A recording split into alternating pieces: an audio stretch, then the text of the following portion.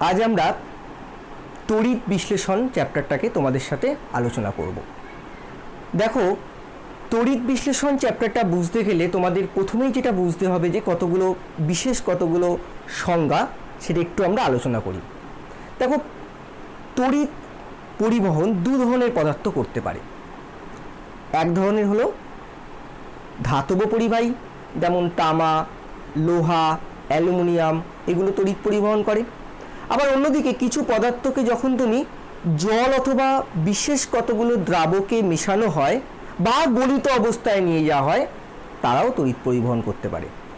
তাহলে আমরা কি দেখলাম যে ধাতব পরিবাহীও যেমন তড়িৎ পরিবহনের কাজটা করে থাকে, তড়িৎ বিশ্লেষ্য পদার্থ তড়িৎ পরিবহনের কাজটা করে থাকে। পার্থক্য কোথায়? ধাতব পরিবাহীর ক্ষেত্রে ধাতব পৃষ্ঠের যে মুক্ত ইলেকট্রন থাকে সেগুলো তড়িৎ পরিবহনের কাজ করে।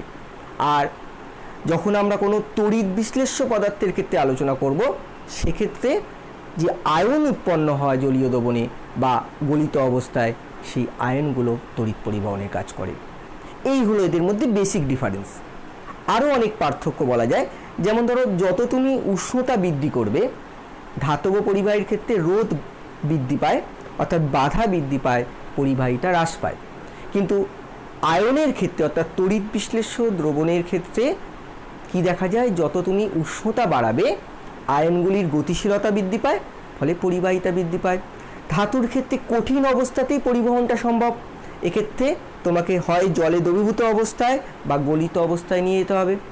আরেকটা গুরুত্বপূর্ণ বিষয়, ধাতুর ক্ষেত্রে কিন্তু কোনো রকম রাসায়নিক পরিবর্তন ঘটবে না যখন তড়িৎ পরিবহন ঘটবে, কিন্তু এক্ষেত্রে অবশ্যই একটা রাসায়নিক পরিবর্তন ঘটবে। এবার আমরা দেখে নিই তড়িৎ বিশ্লেষ্য পদার্থ কারা আর তড়িৎ বিশ্লেষ্য পদার্থ নয় কারা। যে সমস্ত পদার্থ জলে দ্রবীভূত অবস্থায় বা গলিত অবস্থায় আয়ন উৎপন্ন করে, তাদেরকেই আমরা তড়িৎ বিশ্লেষ্য পদার্থ বলবো। যেমন সোডিয়াম ক্লোরাইড, যখন তুমি একে জলে নেবে Na+ এবং Cl- আয়ন উৎপন্ন করবে। HCl H+ এবং Cl- আয়ন উৎপন্ন করবে। NaOH Na+ OH- আয়ন উৎপন্ন করবে। তাহলে যারা জলে দ্রবীভূত অবস্থায় বা গলিত অবস্থায় আয়ন উৎপন্ন করতে পারে বা বিশ্লিষ্ট হয়ে আয়নে পরিণত হতে পারে, তাদেরকেই আমরা বলবো তড়িৎ বিশ্লেষ্য পদার্থ। অন্যদিকে দেখো, তুমি যদি গ্লুকোজকে জলের মধ্যে নাও, C6H12O6, বা চিনি C12H22O11, বা ইউরিয়া CONH2, এগুলোকে কিন্তু যখন তুমি জলে নেবে, এরা কিন্তু কার্বন, হাইড্রোজেন, অক্সিজেনে ভেঙে গিয়ে কোনো আয়ন তৈরি করবে না। তাহলে এরা হলো সব তড়িৎ অবিশ্লেষ্য পদার্থ, আর এরা হলো সব তড়িৎ বিশ্লেষ্য পদার্থ। কেরোসিন, অ্যালকোহল, এগুলো সবই হচ্ছে তড়িৎ অবিশ্লেষ্য পদার্থ। এবার তড়িৎ বিশ্লেষ্য পদার্থকে আবার আমরা দুটো ভাগে ভাগ করতে পারি। কিসের নিরিখে? এই আয়নিত হওয়ার ক্ষমতার উপর নির্ভর করে তড়িৎ বিশ্লেষ্য পদার্থগুলিকে আমরা দুভাগে ভাগ করতে পারি। দেখে নেওয়া যাক। দেখো, যে সমস্ত পদার্থ জলে দ্রবীভূত অবস্থায় বা গলিত অবস্থায় সম্পূর্ণরূপে আয়নিত হয়ে যায়, তাদের আমরা বলবো তীব্র তড়িৎ বিশ্লেষ্য পদার্থ। যেমন NaCl-কে যখন তুমি জলে নেবে, তাহলে কি তৈরি করে? Na+ এবং Cl-, বা HCl-কে যখন তুমি জলে নেবে, কি তৈরি করবে? Na+, H+ এবং Cl-। এবার দেখো, এই HCl বা NaCl-কে যখন তুমি জলে নিয়েছো, যদি 100খানা মলিকুলকে তুমি জলে নাও, 100খানা অণুর মধ্যে 100টাই ভেঙে যাবে, 100খানা H+ তৈরি করবে, 100খানা Cl- তৈরি করবে। অর্থাৎ এরা পুরোপুরি বিয়োজিত হয়ে কি তৈরি করছে? আয়ন তৈরি করছে। অন্যদিকে আরেকটা অ্যাসিডের নাম তোমরা হয়তো শুনে থাকতে পারো, ভিনিগার, যার রাসায়নিক নাম অ্যাসিটিক অ্যাসিড, CH3COOH। এটাকেও যদি তুমি জলের মধ্যে নাও, ভাঙবে, ভেঙে তৈরি করবে CH3COO- এবং H+। কিন্তু পার্থক্য কোথায়? HCl এর বেলায় তোমরা যেমন দেখছো 100-এর মধ্যে 100টাই ভেঙে যাচ্ছে। এখানে যদি 100খানা মলিকুল থাকে বা অণু থাকে, হয়তো দেখা গেল 20খানা ভাঙলো আর 80খানা কি থেকে গেল বলো, আস্ত থেকে গেল, অবিয়োজিত থেকে গেল। তাহলে কি বললাম, যে সমস্ত পদার্থ জলে নেওয়া হলে বা দ্রবীভূত অবস্থায় বা গলিত অবস্থায় সম্পূর্ণরূপে বিয়োজিত হয়ে আয়নে পরিণত হয় তাদের বলা হবে তড়িৎ, তীব্র তড়িৎ বিশ্লেষ্য পদার্থ। আর যারা স্বল্প সংখ্যক ভেঙে বিয়োজিত হয় তাদের আমরা বলবো মৃদু তড়িৎ বিশ্লেষ্য পদার্থ। আরও একটা মৃদু তড়িৎ বিশ্লেষ্যের উদাহরণ দিতে পারি, ধরো অ্যামোনিয়াম হাইড্রক্সাইড। এটাকেও যখন তুমি জলে নেবে, এ ভাঙবে, ভেঙে কি করবে, NH4+ OH-, কিন্তু খুব স্বল্প মাত্রায় ভাঙবে, ভেঙে কি করবে, অল্প সংখ্যক NH4+ এবং OH- তৈরি করবে। অন্যদিকে আবার NaOH-কে যদি তুমি নাও, এ সম্পূর্ণরূপে ভেঙে গিয়ে Na+ এবং OH- তৈরি করবে। তাহলে আমরা দেখলাম মৃদু তড়িৎ বিশ্লেষ্য কারা, যারা স্বল্প সংখ্যায় ভাঙে, আর তীব্র তড়িৎ বিশ্লেষ্য কারা, যারা সম্পূর্ণরূপে ভেঙে যায়। এবার আমরা একটা এই প্রসঙ্গে কথা বলে দিই। দেখো, তোমাদের অনেক সময় জিজ্ঞাসা করা হয়, পারদ একটা তরল পদার্থ। পারদ কিন্তু তরল পদার্থ হলেও মনে রাখবে এটা কিন্তু তড়িৎ বিশ্লেষ্য পদার্থ নয়, কারণ পারদের চিহ্ন হচ্ছে Hg। এটা একটা সাধারণ উষ্ণতায় থাকা ধাতু। এটা কিন্তু ধাতব পরিবাহীর ক্ষেত্রে যেরকম মুক্ত যে ইলেকট্রন বাইরের কক্ষে থাকা বা পৃষ্ঠতলে থাকা মুক্ত ইলেকট্রনগুলো তড়িৎ পরিবহন করে, এক্ষেত্রেও কিন্তু তাই। এক্ষেত্রে কিন্তু আয়ন তড়িৎ পরিবহন করে না। এবার আমরা মূল পর্বে চলে যাই। মূল পর্বে যেতে গেলে আমাকে প্রথমে বুঝে নিতে হবে যে দেখো, একটা পাত্র নেওয়া হলো, এই পাত্রটার মধ্যে আমি ধরো সোডিয়াম ক্লোরাইডকে গলিত অবস্থায় নিচ্ছি। তাহলে কি নিলাম, সোডিয়াম ক্লোরাইড। তাহলে এখানে কি আয়ন থাকবে বলো, Na+ থাকবে এবং Cl- থাকবে। অসংখ্য সংখ্যায় থাকবে, কিন্তু আমি সুবিধার্থে একটা Na+ একটা Cl- নিলাম। আর এর মধ্যে আমি দুখানা দণ্ড বা রডকে, ধাতব রডকে ডোবালাম। ধাতু নিতে পারো, অধাতু নিতে পারো, আমরা দুখানা রডকে ডোবালাম। এবার এটার যে দুটো তার বা মনে করো রড নেওয়া হয়েছে, একটার সাথে পজিটিভ, একটার সাথে ব্যাটারির নেগেটিভ অংশ জুড়ে দিলাম। ধরো এটার সাথে পজিটিভ জুড়েছি, এটার সাথে নেগেটিভ জুড়েছি। তাহলে এই যে ধাতব বা অধাতব রডটা এখানে ডোবানো হয়েছে, এগুলোকে এক্ষেত্রে আমরা বলবো তড়িৎদ্বার বা ইলেকট্রোড। তাহলে এই তড়িৎদ্বারটা কি, এইটা কার সঙ্গে যুক্ত করা হয়েছে, পজিটিভটার সঙ্গে যুক্ত করা হয়েছে, ব্যাটারির পজিটিভ প্রান্তের সাথে যুক্ত করা হয়েছে। এইটার নাম হলো অ্যানোড। অন্যদিকে আবার দেখো, মাইনাস তড়িৎদ্বার, এটা মাইনাসের সাথে জোড়া হয়েছে, এটাকে বলা হয় ক্যাথোড। তাহলে আমরা কি বুঝলাম, যেটা ব্যাটারির যে দণ্ডটাকে ব্যাটারির পজিটিভ প্রান্তের সাথে যুক্ত করা হয় তার নাম হচ্ছে অ্যানোড, আর এটাকে বলা হয় ক্যাথোড, আর এইগুলোর নাম হচ্ছে ইলেকট্রোড বা তড়িৎদ্বার। এখন তোমরা স্বাভাবিকভাবে কি জানো, এটা পজিটিভ আর এটা কি বলো, নেগেটিভ। তাহলে Cl- এখন কোথায় যাবে, তোমরা জানো বিপরীত তড়িৎ পরস্পরকে আকর্ষণ করে এবং সমতড়িৎ পরস্পরকে বিকর্ষণ করে। তাহলে Cl কার দিকে যাবে, Cl যাবে এর দিকে, অর্থাৎ অ্যানোডের দিকে। আর Na কোথায় যাবে, Na যাবে কার দিকে, মাইনাস তড়িৎদ্বারের দিকে। এখন একটা কথা মনে রাখবে, যে আয়নটি ক্যাথোডে যায় তাকে বলে ক্যাটায়ন, যে যায় অ্যানোডে তাকে বলা হয় অ্যানায়ন। তাহলে আবার বলছি, যে যায় ক্যাথোডে তাকে বলে ক্যাটায়ন, যে যায় অ্যানোডে তাকে বলে অ্যানায়ন। তাহলে সেই হেতু আমরা এই সোডিয়ামটা যেহেতু দেখো কার দিকে যাচ্ছে, ক্যাথোডের দিকে যাচ্ছে, তাহলে এইটার নাম আমরা দেব কি, ক্যাটায়ন। আর মাইনাসটা কার দিকে যাচ্ছে, অ্যানোডের দিকে যাচ্ছে, ওই জন্য মাইনাস আয়নকে আমরা কি বলবো, অ্যানায়ন। তাহলে দেখো, এটা অনেকটা কনফিউজিং তোমাদের কাছে। অ্যানোড হচ্ছে পজিটিভ তড়িৎদ্বার, কিন্তু আয়নের বেলায় ঋণাত্মক আয়নকে আমরা বলবো অ্যানায়ন, আর ক্যাথোড হচ্ছে নেগেটিভ তড়িৎদ্বার, কিন্তু আমরা পজিটিভ আয়নকে বলবো ক্যাটায়ন। বোঝা গেল? এবার একটা জিনিস তোমাদের একটু বুঝে নাও, তাহলে তোমাদের খুব সুবিধা হবে।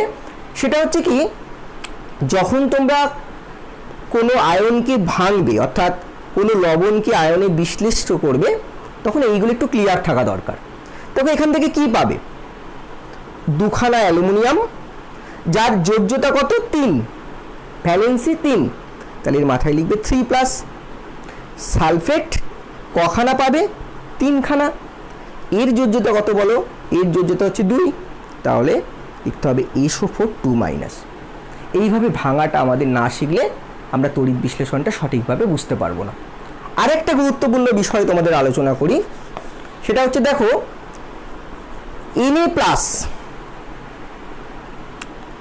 Na+ কি করে হতে পারে? তোমরা জানো একটা পরমাণু আধানবিহীন, কারণ এখানে ইলেকট্রন যতগুলো থাকে প্রোটনও ততগুলো থাকে, এই জন্য এটা কি হয়? আধানবিহীন হয়। তাহলে এই যদি একটা ইলেকট্রন ছেড়ে দেয় তাহলে কি হবে? Na+ হয়ে যাবে, কারণ ইলেকট্রন তো বেরিয়ে গেল। এবার উল্টো করে বলো, Na+ যদি একটা ইলেকট্রন গ্রহণ করে তাহলে কি হবে? আবার পারমাণবিক অর্থাৎ নিস্তড়িত সোডিয়াম উৎপন্ন হবে। একইভাবে যদি মনে করো কপার দুটো ইলেকট্রন ছাড়লো, তাহলে কি হবে? Cu2+ হবে। অন্যদিকে আবার Cu2+ যদি দুটো ইলেকট্রন গ্রহণ করে নেয়, দেখো উল্টোটা হচ্ছে, তাহলে কি হবে? পারমাণবিক কপার তৈরি হবে। এগুলো কিন্তু আমাদের ক্লিয়ার ধারণা থাকতে হবে। ধরো ক্লোরিন কি ছিল? ইলেকট্রন এবং প্রোটন সমান ছিল, একটা ইলেকট্রন গ্রহণ করলো, কি হলো বলো? Cl-। আবার Cl- যদি একটা ইলেকট্রন ছেড়ে দেয় তাহলে কি হবে? Cl নিস্তড়িত। কিন্তু যদি Cl পরমাণু যদি হয় না, কিন্তু Cl পরমাণু যদি একটা ইলেকট্রন ছাড়তো তাহলে কিন্তু Cl+ তৈরি হতো। এটা সচরাচর হয় না। তাহলে তোমরা ব্যাপারটা বুঝতে পারলে? এই জায়গাটা আমাদের একটু ক্লিয়ার ধারণা থাকা দরকার। এবার আমরা বিষয়বস্তুতে চলে আসি।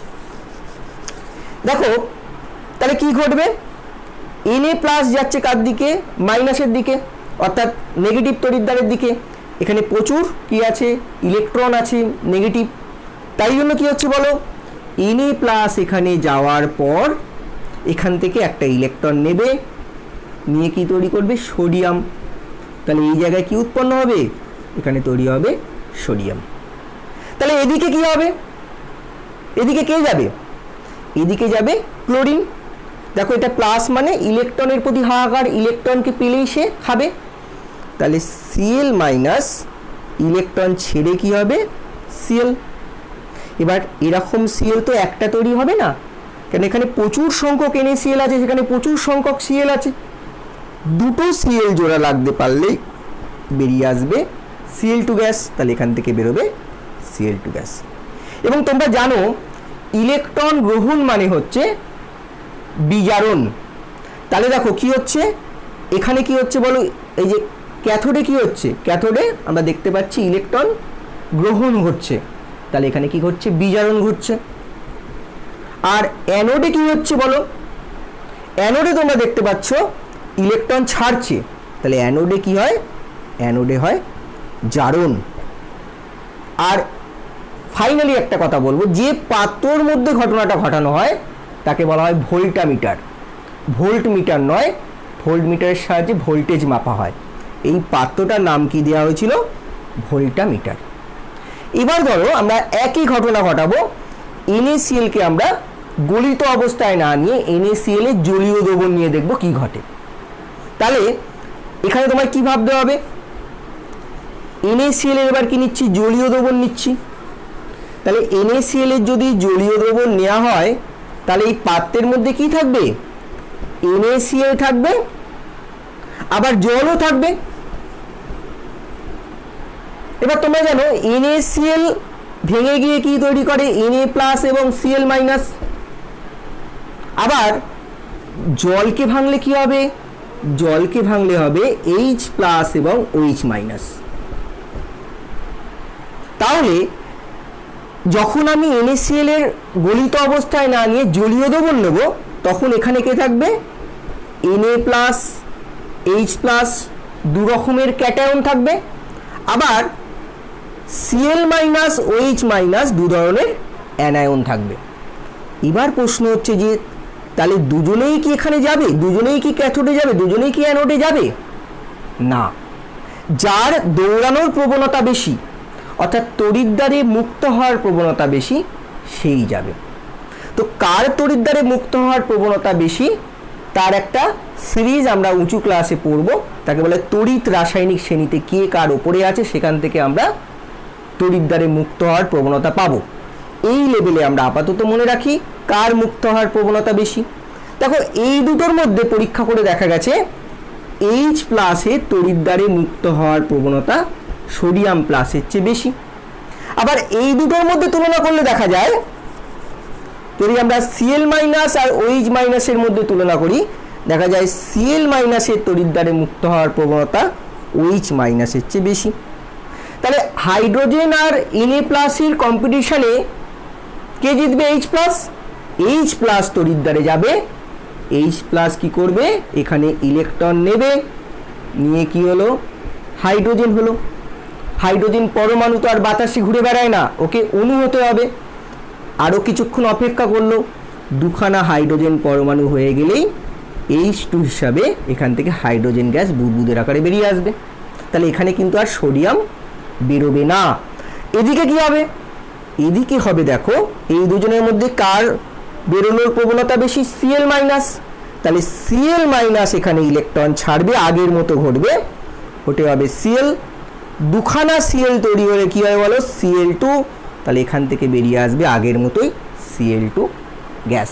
তাহলে জলীয় দ্রবণ নিয়ে তড়িৎ বিশ্লেষণ করলে কি হবে? ক্যাথোডে তৈরি হচ্ছে হাইড্রোজেন গ্যাস, অ্যানোডে তৈরি হচ্ছে ক্লোরিন গ্যাস। এবং আরেকটা গুরুত্বপূর্ণ বিষয় বলি, দেখো যদি এখান থেকে দেখো কে বেরিয়ে চলে যাচ্ছে, ক্লোরিন Cl মাইনাস হিসাবে বেরিয়ে চলে যাচ্ছে আর H প্লাস বেরিয়ে চলে যাচ্ছে, তাহলে পড়ে থাকছে কি বলো? পড়ে থাকছে Na প্লাস আর OH মাইনাস, এই দুটো জোড়া লেগে কি তৈরি হবে? NaOH। তাহলে এই যে দ্রবণটা কি হবে? ক্ষারকীয় প্রকৃতির হবে এবং এর pH হবে দ্রবণটার কত? ক্ষার মানে pH অবশ্যই 7-এর চেয়ে বেশি হবে। তাহলে আমরা দেখলাম NaCl কে যদি গলিত অবস্থায় তড়িৎ বিশ্লেষণ করি তাহলে আমাদের ক্যাথোডে সোডিয়াম পাবো, অ্যানোডে কি পাবো? ক্লোরিন পাবো। কিন্তু জলীয় দ্রবণ যদি NaCl নিয়ে তড়িৎ বিশ্লেষণ করা হয় তাহলে আমরা ক্যাথোডে কি পাবো? ক্যাথোডে হাইড্রোজেন পাবো, অ্যানোডে আমরা ক্লোরিন পাবো। এবার আমরা দেখে নিই জলের তড়িৎ বিশ্লেষণ। জলের তড়িৎ বিশ্লেষণের দ্বারাই তোমরা জানো ক্যাভেন্ডিশ প্রমাণ করেছিলেন যে জলের মধ্যে হাইড্রোজেন এবং অক্সিজেন আছে। আমরা একটা সহজ চিত্রের মাধ্যমে বিষয়টা বুঝে নেওয়ার চেষ্টা করি। দেখো এই প্রসঙ্গে বলে দিই জল খুব ভালো তড়িৎ বিশ্লেষ্য পদার্থ নয়, জল হচ্ছে একটা মৃদু তড়িৎ বিশ্লেষ্য পদার্থ, অর্থাৎ জল থেকে যে H প্লাস এবং OH মাইনাসে ভাঙে তার প্রবণতা খুব কম। সেই কারণে কি হয় জলের মধ্যে সামান্য অ্যাসিড অথবা ক্ষার বা লবণ মেশালে খুব সামান্য পরিমাণ এর বিয়োজনটা ত্বরান্বিত হয়, অর্থাৎ ওই পদার্থগুলি কিসের কাজ করে? অনুঘটকের কাজ করে, প্রক্রিয়াটাকে ভাঙন প্রক্রিয়াটাকে ত্বরান্বিত করে। তাই জন্য জলের তড়িৎ বিশ্লেষণে আমরা কি করব? বিশুদ্ধ জল না নিয়ে 2-1 ফোঁটা কি নিয়ে নেব? অ্যাসিড বা লবণ বা ক্ষার মিশিয়ে নেব, তাহলে তড়িৎ বিশ্লেষণ প্রক্রিয়াটি আরও ভালো হবে। তাহলে দেখে নেওয়া যাক আমরা কি করছি। এরকমই দুটো ধাতব বা অধাতব তড়িৎদ্বার নিলাম, যেটাকে আমরা ব্যাটারির সাথে যুক্ত করলাম। এটা মনে করো প্লাস, এটা মনে করো মাইনাস, তাহলে এটা হলো ক্যাথোড আর এটা হলো অ্যানোড। আর এখানে নেওয়া হচ্ছে সামান্য তড়িৎ বিশ্লেষ্য মেশানো জল। আমরা জলটাকেই প্রাধান্য ধরবো, কারণ অন্যটার পরিমাণ খুব সামান্য নেওয়া হয়েছে। তাহলে এর মধ্যে জল ভেঙে কি তৈরি হবে? দেখো জলের অণু এরকম, তাহলে পরমাণুর মাঝখান দিয়ে তো ভাঙবে না, নয় এখান দিয়ে ভাঙবে নয় এখান দিয়ে ভাঙবে, তাহলে কি তৈরি হবে? H প্লাস আর OH মাইনাস।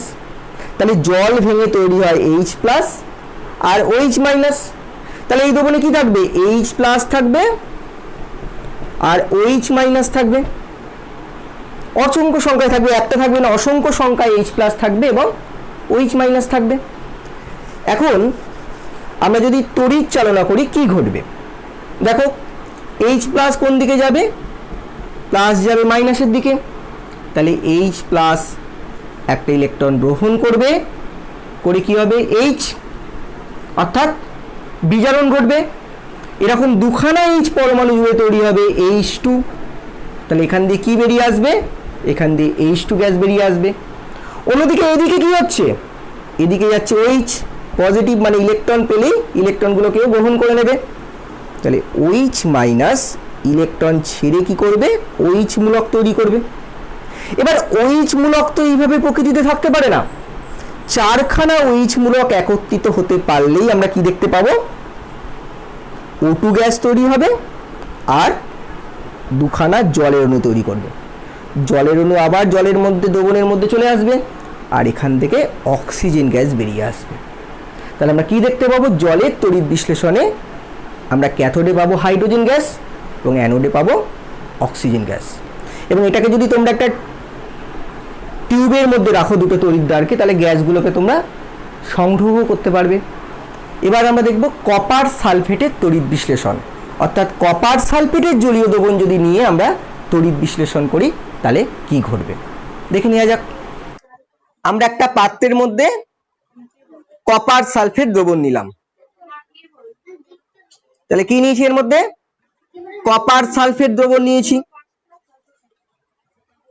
তার মানে এখানে কি কি আয়ন আছে, তোমরা জানো কপার সালফেটকে ভাঙলে কি পাওয়া যায়, Cu2+ এবং SO4 এই দুটো আয়ন পাওয়া যাবে। কপার সালফেটের জলীয় দ্রবণ নিয়েছি, তাহলে এর পাশাপাশি এখানে আর কি আছে, জলও আছে। তাহলে জল ভেঙে আবার কি হবে, H+OH-। আগের দিন সোডিয়াম ক্লোরাইডের যখন আমি তোমাদের তড়িৎ বিশ্লেষণ বোঝাচ্ছিলাম, জলীয় দ্রবণে কি হবে এবং গলিত অবস্থায় কি হবে সেটা বোঝাচ্ছিলাম। সোডিয়াম ক্লোরাইডকে যখন গলিত অবস্থায় নেওয়া হচ্ছে তখন তো শুধু সোডিয়াম আর ক্লোরিন আছে, তাহলে সেখানে একদিকে ক্যাথোডে যাবে কি সোডিয়াম আর অ্যানোডে যাবে ক্লোরিন গ্যাস। কিন্তু পাশাপাশি যদি জলীয় দ্রবণ নেওয়া হয় তখন আমি তোমাদের বুঝিয়েছিলাম তখন আমাকে দু রকমের আয়নের কথাই ভাবতে হবে। এখানেও বাবা তাই, দেখো একদিকে আছে কপার 2+ আয়ন, একদিকে আছে H+ আয়ন, আবার কি আছে বলো, কপার সাথে সাথে কি আছে সালফেট মূলক, SO4 মূলক, আর কি আছে বলো OH- মূলক। তাহলে এই দ্রবণে এও থাকছে, এও থাকছে, এও থাকছে, এও থাকছে। তাহলে আমরা দেখো এখানে আমি প্রথমে ধরো প্ল্যাটিনামের তড়িৎদ্বার নিলাম, খেয়াল রাখবে প্ল্যাটিনামের তড়িৎদ্বার নিলে আগে কি হচ্ছে দেখে নি। প্ল্যাটিনাম একটা ধাতু, সেটাকে আমরা ব্যাটারির সাথে জুড়ে দিলাম, ধরে নাও এটা পজিটিভ এটা নেগেটিভ, তার মানে এটা কি, এটা হলো অ্যানোড, এটা হলো ক্যাথোড। খুব ভালো করে আজকের ক্লাসটা বুঝতে হবে। তাহলে এখানে এখন দ্রবণে কি আছে, একদিকে আছে Cu2+ পজিটিভ আয়ন, আর কি আছে বলো H+ পজিটিভ আয়ন। আবার এদিকে কে কে আছে, মানে এদিকে আছে কে বলো SO4 আছে, আবার জল থেকে আসা OH- আছে। তাহলে আমাদের দেখতে পাচ্ছি এখানে অ্যানায়ন হিসাবে কে কে আছে, OH- আছে, SO4 আছে, আবার ক্যাটায়ন হিসাবে H+ আছে, এটাও আছে। তাহলে কি হচ্ছে, এটা হচ্ছে ক্যাটায়ন। এবার দুজনেই বলছে আমরা দৌড়াবো, তোমরা জানো প্লাস দৌড়াবে মাইনাসের দিকে আর মাইনাস গুলো দৌড়াবে কার দিকে, প্লাসের দিকে। আগের দিন বলেছিলাম দুজনে দৌড়াতে পারবে না, যার দৌড়ানোর ক্ষমতা বেশি, যার তড়িৎদ্বারে মুক্ত হওয়ার প্রবণতা বেশি, অন্যকে হারিয়ে দিয়ে সেই দৌড়াবে তড়িৎদ্বারে, বাকিজন যেতে পারবে না। তাহলে কে তড়িৎদ্বারে যাবে কে যাবে না সে নিয়ে তোমাদের একটা ক্লাস 12-এ যদি তোমরা উঠে পড়ো তখন দেখতে পাবে একটা তড়িৎ রাসায়নিক শ্রেণী আছে, কার তড়িৎদ্বারে মুক্ত হওয়ার প্রবণতা বেশি কার কম তার একটা হিসাব সেখান থেকে পাওয়া গেছে। কিন্তু আপাতত তোমরা জেনে নাও, আমি সেখানে না গিয়ে তোমাদের বলছি এই দুটোর মধ্যে অর্থাৎ কপার 2+ আর H+ এর মধ্যে কপার 2+ এ তড়িৎদ্বারে মুক্ত হওয়ার প্রবণতা বেশি। অর্থাৎ এই দুজনের মধ্যে কে যাবে বলো, এখান থেকে যাবে কে, কপার। তাহলে কপার 2+ ইলেকট্রন নিয়ে উপরে যাবে। তাহলে কি হবে, কপার 2+, এখানে তো প্রচুর ইলেকট্রন, ওকে নিস্তড়িত হতে গেলে কটা ইলেকট্রন দরকার, দুটো ইলেকট্রন দরকার, কারণ দুটো ছেড়েই তো কপার 2+ হয়ে বসে আছে।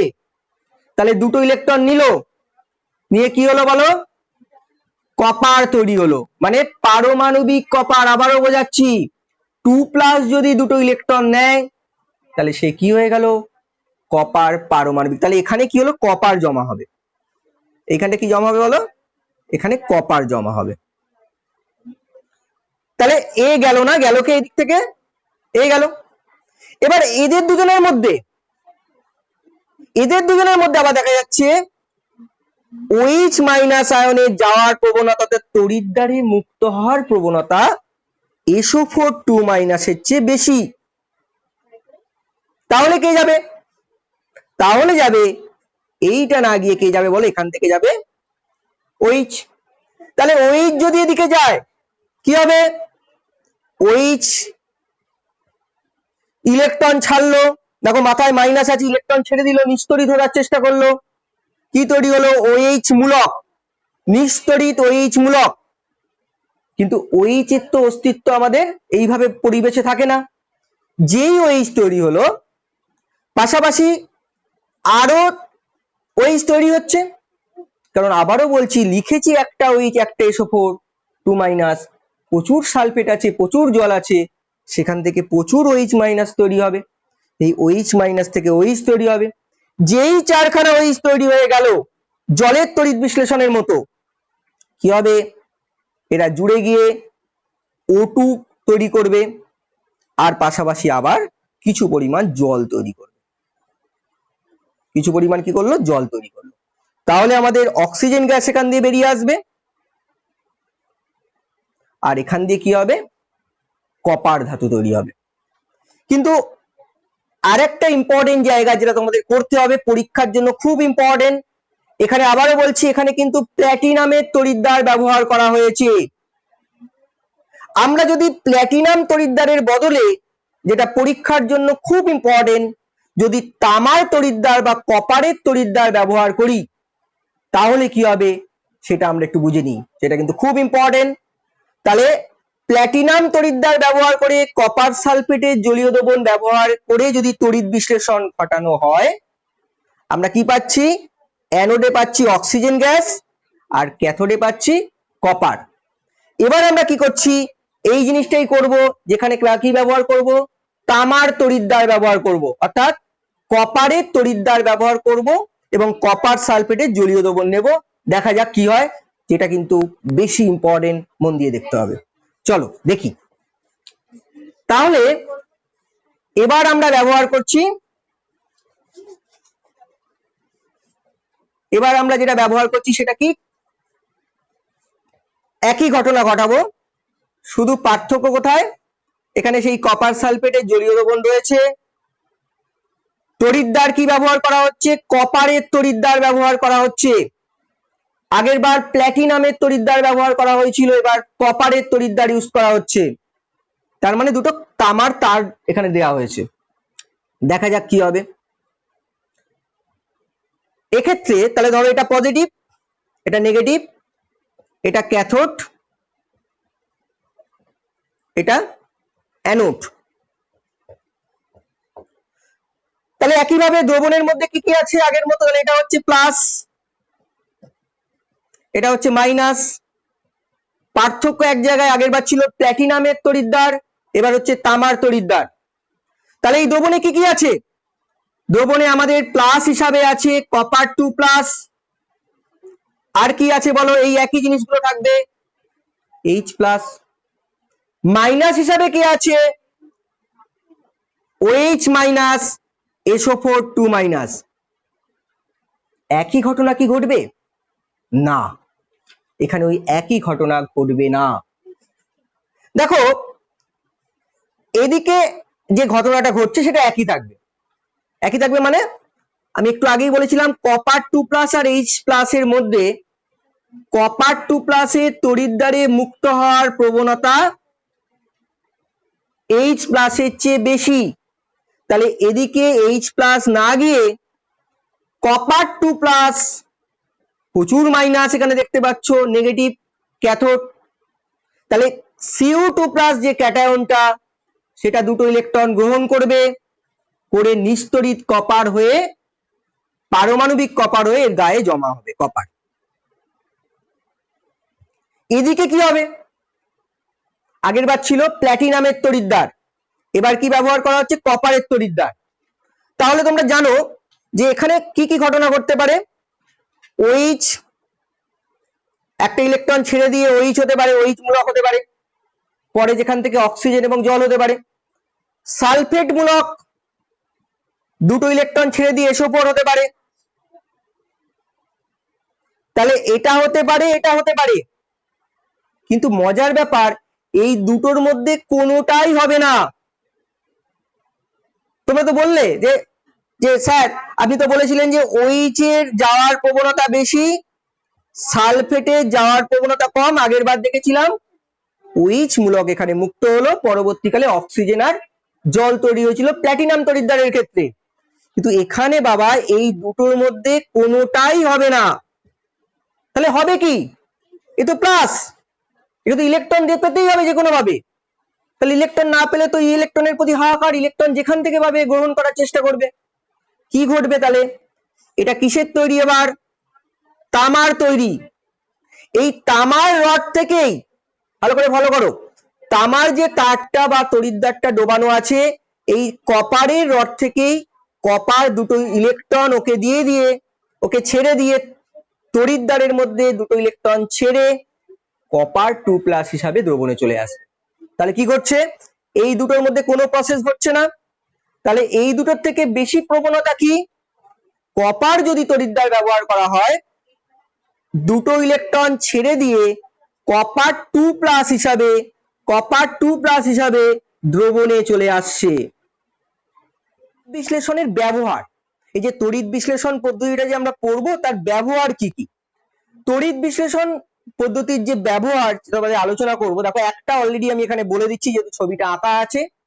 সেটা কি? তুমি কোন ধাতুকে পরিশোধনের কাজে তড়িৎ বিশ্লেষণ ব্যবহার করতে পারো, মানে পিউরিফিকেশন ফর মেটাল তুমি ইলেকট্রোলিসিস ইউজ করতে পারো। যেমন ধরো তামার, তুমি কোনো একটা আকরিক থেকে তামা ধাতুকে পেয়েছো, সেই তামাকে তুমি পরিশোধন করবে। কি করবে? পরিশোধন করার জন্য যেটা তোমাকে ব্যবহার করতে হবে সেটা কি?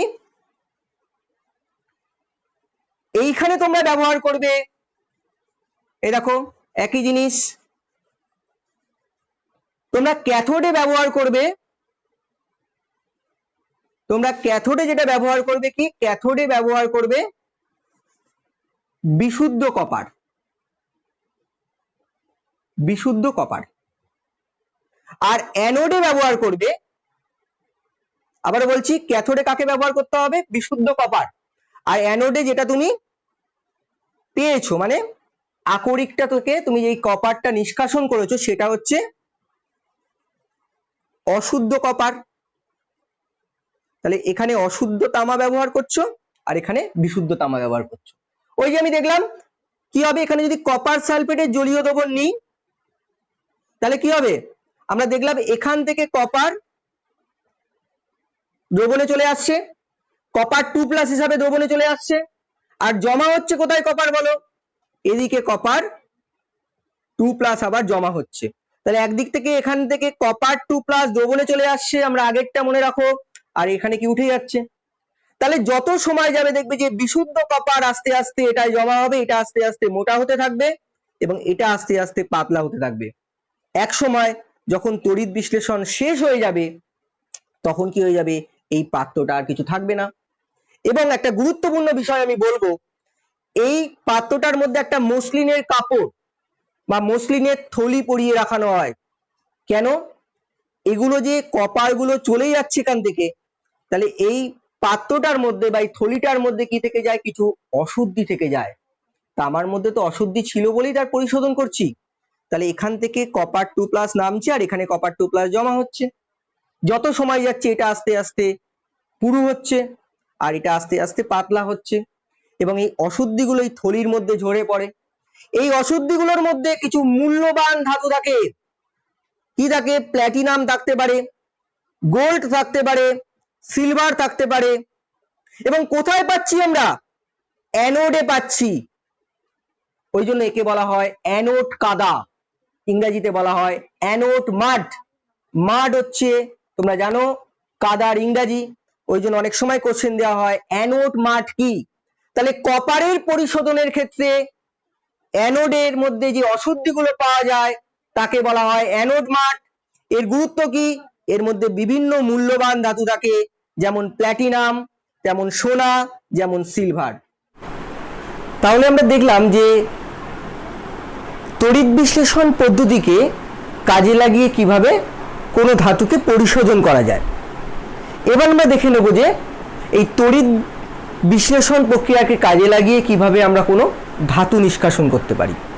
দেখো এই পদ্ধতিতে কাজে লাগিয়ে বিভিন্ন সক্রিয় ধাতু যেমন সোডিয়াম, পটাশিয়াম, ক্যালসিয়াম, অ্যালুমিনিয়াম নিষ্কাশন করা যায়। আমরা দেখে নেব অ্যালুমিনিয়াম ধাতুকে কিভাবে নিষ্কাশন করা যেতে পারে। অ্যালুমিনিয়ামের ধাতুর মূল আকরিক হলো বক্সাইট, যার মধ্যে মূল উপাদান কি থাকে? Aluminium oxide. এবং তোমরা জানো একে ভাঙলে তাহলে কি হবে, এটা কিন্তু বুঝে নিতে হবে। এল, দেখো কখানা অ্যালুমিনিয়াম আছে? দুখানা অ্যালুমিনিয়াম আছে। তাহলে দুখানা অ্যালুমিনিয়াম থাকলে আমরা কি লিখবো? 2Al3+। কি করে লিখছি? অ্যালুমিনিয়াম এখানে 2 আছে, দুখানা। এর যোজ্যতার হদিশ পেতে গেলে আমাকে এদিকে তাকাতে হবে। তাহলে অ্যালুমিনিয়ামের যোজ্যতা কত? অ্যালুমিনিয়ামের যোজ্যতা হচ্ছে 3+। বোঝা গেল? আর অক্সিজেনের ক্ষেত্রে কি হবে বলো? অক্সিজেনের ক্ষেত্রে হবে 3খানা অক্সিজেন। তাহলে কি লিখবো আমরা? 2-।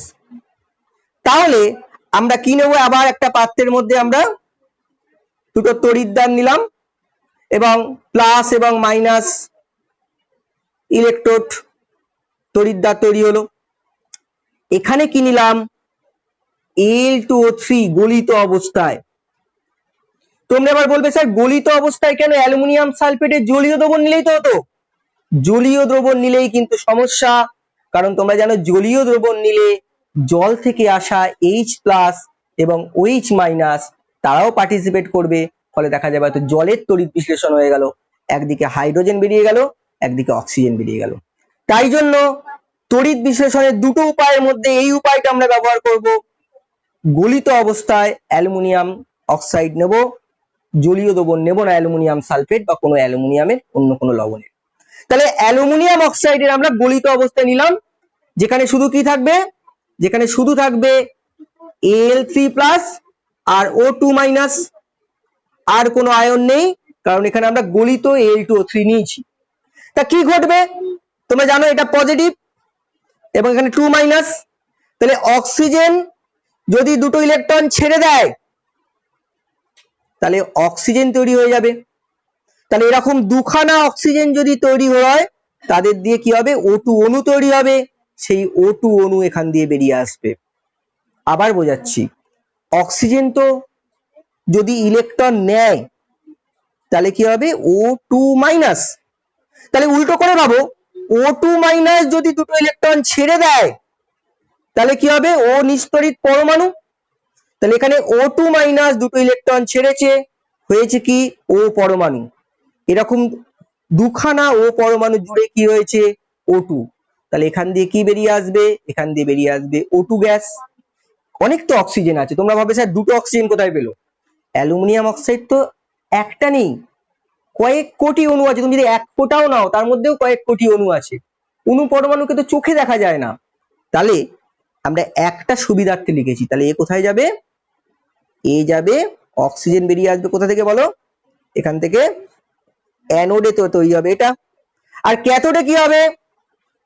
ক্যাথোডে আমাদের কাঙ্ক্ষিত যে অ্যালুমিনিয়াম ধাতুকে নিষ্কাশন করতে চাইছি এখানে কি বলো, নেগেটিভ তড়িৎদ্বার। তাহলে অ্যালুমিনিয়াম কি করবে, অ্যালুমিনিয়াম 3+, তিনটে ইলেকট্রন গ্রহণ করলো, করে কি তৈরি হলো, তৈরি হলো অ্যালুমিনিয়াম ধাতু।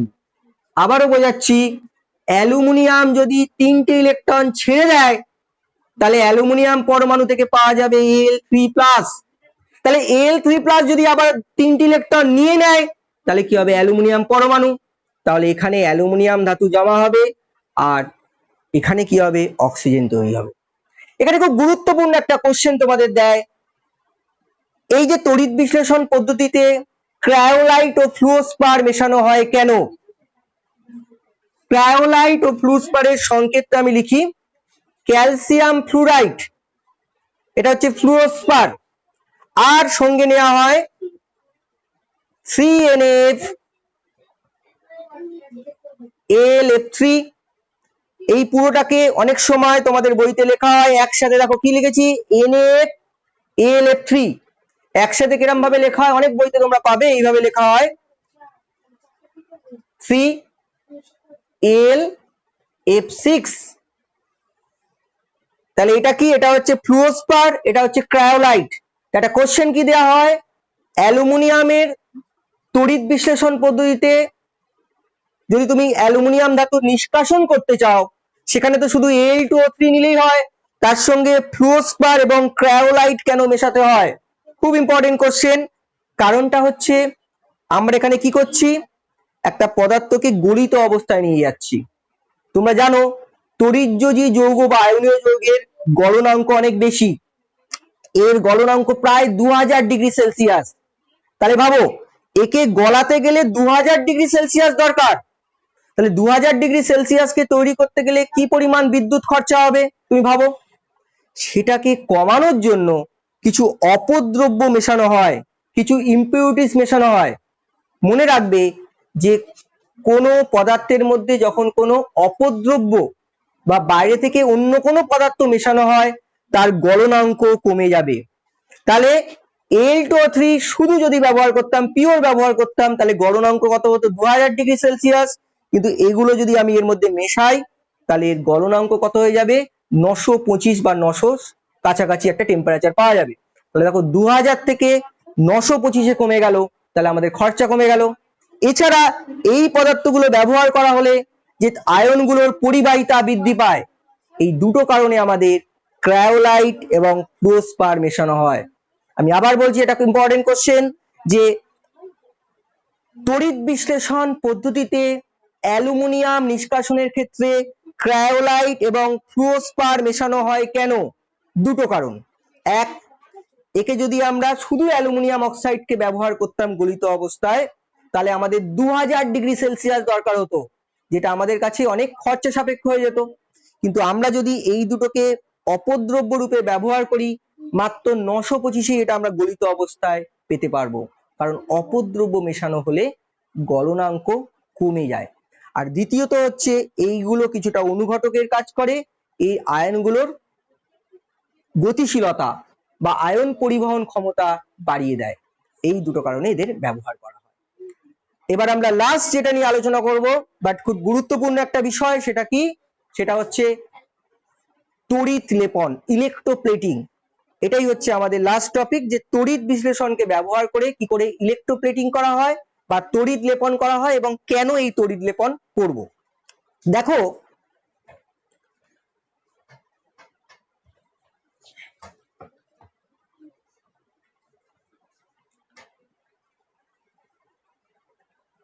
অনেক সময় বিভিন্ন ধাতুকে জলীয় বাষ্পের প্রভাব থেকে মুক্ত করার জন্য বা তাকে আরো বেশি সুদৃশ্য বা ঔজ্জ্বল্য বাড়ানোর জন্য আমরা অন্য কোনো কম সক্রিয় ধাতুর একটা প্রলেপ দিয়ে থাকি, যাকে আমরা বলি তড়িৎ লেপন। আমরা প্রায়শই শুনে থাকি গ্যালভানাইজড, একটা কথা শুনে থাকি গ্যালভানাইজড কিনা, টিনটা গ্যালভানাইজড কিনা, বা কোনো একটা কিছু কিনলে তুমি গ্যালভানাইজড কিনা জিজ্ঞেস করে থাকি।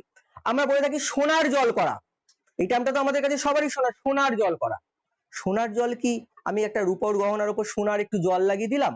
না, তড়িৎ বিশ্লেষণ পদ্ধতিতে এই রূপো বা যে কোনো ধাতুর উপর আমরা একটা পাতলা কোটিং বা আস্তরণ সৃষ্টি করতে পারি, যাকে বলা হয় তড়িৎ লেপন।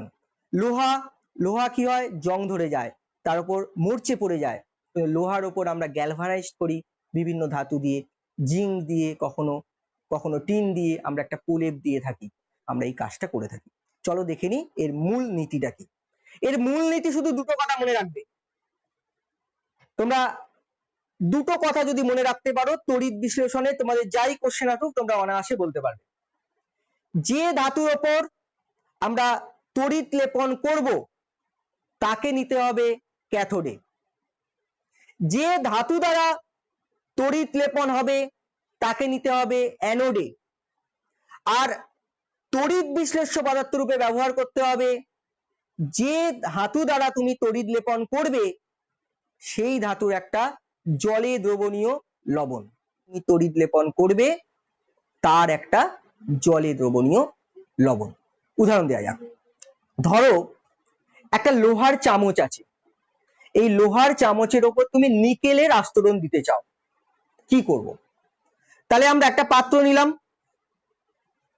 একটা লোহার চামচ, এই লোহার চামচের উপর আমি কি করতে চাইছি, আমি নিকেলের প্রলেপ দিতে চাইছি। তাহলে এই লোহার চামচটাকে তোমাকে নিতে হবে নেগেটিভে, আর নিকেল, তাহলে এটা কি লোহা এফি, আর এখানে কি রয়েছে বলো, নিকেল। তাহলে এখানে নিকেল ধাতু রয়েছে, এখানে লোহার চামচটা নেওয়া হয়েছে, এটা ভোল্টামিটার ব্যাটারির সাথে আমি জুড়ে দিয়েছি। তাহলে এটা কি নেওয়া হলো বলো, এটা হচ্ছে অ্যানোড, আর এটা কি বলো, এটা হচ্ছে ক্যাথোড। এখন কি হবে, আমরা এটাকে ব্যাটারির সাথে জুড়ে দিয়েছি, কিছু একটা তড়িৎ বিশ্লেষণ দ্রবণ নিতে হবে। তড়িৎ বিশ্লেষণ দ্রবণ নেবে, দেখো তুমি কার উপর প্রলেপ দিতে চাও, লোহার উপর। কি দ্বারা প্রলেপ দিতে চাও, নিকেলের উপর। তাহলে আমি আবার বলছি, যে ধাতু দ্বারা প্রলেপ দেবে তাকে নেবে অ্যানোডে, যে ধাতুর উপর প্রলেপ দেবে তাকে নেবে ক্যাথোডে বা নেগেটিভ তড়িৎ দ্বারে। আর তড়িৎ বিশ্লেষণ রূপে ব্যবহার করবে যে ধাতু দ্বারা প্রলেপ দেওয়া হবে তার কোনো জলে দ্রবণীয় লবণকে। নিকেল সালফেট নিতে পারো, নিকেল ক্লোরাইড নিতে পারো, তাহলে এর মধ্যে তুমি যে কোনো একটা লবণ নিতে পারো।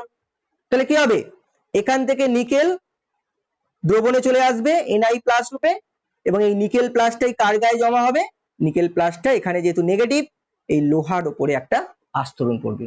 তুমি যত বেশি তড়িৎ পাঠাবে, যতক্ষণ ধরে তড়িৎ পাঠাবে, ততই মোটা ভাবে এই আস্তরণটা পড়বে, এই কোটিংটা তত পুরু হবে। এখন ধরো আমরা একটা রূপোর গহনার উপর সোনার প্রলেপ দেবো। ধরে নাও একটা রূপোর চামচ, এই যে রূপোর চিহ্ন, এর উপর তুমি সোনার প্রলেপ দেবে। তাহলে আমাদের নিয়ম অনুসারে যার উপর প্রলেপ দেবে তাকে কোথায় নিতে হবে, ক্যাথোডে, আর যে ধাতু দ্বারা প্রলেপ দেবে তাকে কোথায় নিতে হবে, অ্যানোডে। তাহলে যেহেতু আমরা সোনার প্রলেপ দিতে চাইছি, তাহলে সোনাকে কোথায় নিয়েছি, অ্যানোডে, আর ক্যাথোডে কাকে নিয়েছি, সিলভারকে। এবার তড়িৎ বিশ্লেষ্য পদার্থ রূপে আমরা কি নেব, তড়িৎ বিশ্লেষ্য পদার্থ রূপে আমরা নেব সোনার কোনো জলে দ্রবণীয় লবণ। সোনার জলে দ্রবণীয় লবণ হলো পটাশিয়াম অরোসায়ানাইড। এটা একটা জটিল লবণ যেটা হচ্ছে জলে দ্রবণীয়। তাহলে এটাকে নেওয়া হলো। তাহলে কি হবে, সোনার পাত থেকে সোনার ক্ষয় হবে, সোনার যে আয়ন সেটা গিয়ে কার উপর জমা হবে, এই রূপোর পাত্রের ওপর বা রূপোর চামচের ওপর জমা হবে। এবার ধরো তোমাকে বলা হলো একটা নিকেলের চামচ আছে, তার উপর তুমি রূপোর প্রলেপ দেবে। তাহলে নিকেলের চামচ, এবার নিকেলটাকে কোথায় নেবে, নিকেলটাকে নেবে তুমি ক্যাথোডে। আর এখানে সোনার বদলে কি নিতে হবে, রূপো, কারণ আমরা রূপোর প্রলেপ দিচ্ছি, রূপোর তড়িৎ লেপন করছি। নিকেলের চামচের উপর আমরা রূপোর তড়িৎ লেপন করছি, তাহলে রূপোকে নিলাম আমরা অ্যানোডে। এবার তড়িৎ বিশ্লেষ্য রূপে কি ব্যবহার করবে, যে ধাতুর প্রলেপ দেবে তার একটা জলে দ্রবণীয় লবণ। এখানে কি ব্যবহার করবে, সিলভারের কোনো জলে দ্রবণীয় লবণ ব্যবহার করতে হবে, হয় সিলভার নাইট্রেট, কিংবা সোনাতে যেটা ব্যবহার করেছিল ওই রকমই একটা জটিল লবণ সিলভারের ক্ষেত্রেও পাওয়া যায়, পটাশিয়াম আর্জেন্টোসায়ানাইড। এই দুটোর মধ্যে তুমি যে কোনো একটা লবণ যদি ব্যবহার করো তাহলে তোমরা এই নিকেলের ওপর রূপোর তড়িৎ লেপন করতে পারবে। এইভাবে কোনো ধাতুর ওপর আমরা অন্য কোনো ধাতু দ্বারা তড়িৎ লেপন করতে পারি, যাতে করে ওর ঔজ্জ্বল্য বৃদ্ধি পায় বা ওর জলবায়ু দ্বারা যে প্রভাবিত হওয়ার ক্ষমতা সেটা হ্রাস পায়। ঠিক আছে, তোমাদের আশা করি বোঝাতে পারলাম। Thank you.